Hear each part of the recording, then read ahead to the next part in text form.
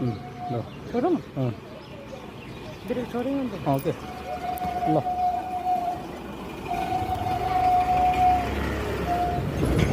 सजिलो अब टेक्नस ताल नजिकैको नजिकमा उकालो बाटो पालै फरर गर्दै हिँड्दैछौँ है हजुर ए बाटो चाहिँ एकदमै सानो रहेछ यो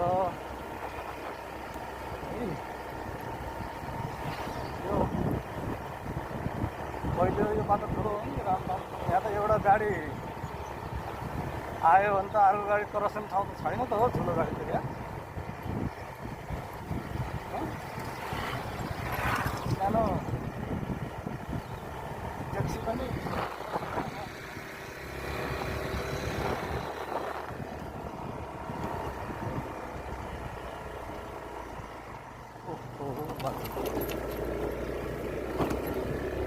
बाटो त सालिगा जाँदाखेरिको बाटो उल्लेरी जाँदाखेरिको बाटो जस्तै रहेछ त पुरै खानटाङ्ग्रा खन्छौँ खानटाङ्ग्रा घुम्छौँ राम राम राम जस्तै बाटोको हाल कहिले चिज गरेको पनि यस्तो खाल्डो खोली छ अब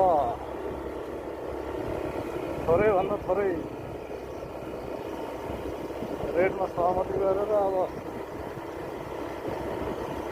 नाफा खानु पनि बाध्य हुने त्यहाँबाट जसले गऱ्यो उसले पनि नाफा खानु पऱ्यो आखिरमा मर्ने भनेको त जनता र बाटै हो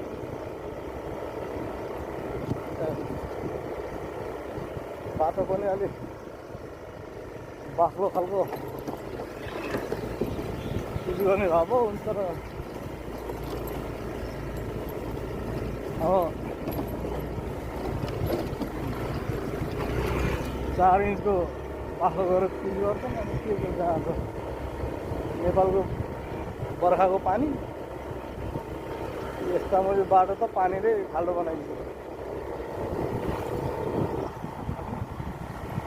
साँच्चै हुन्छ त यसरी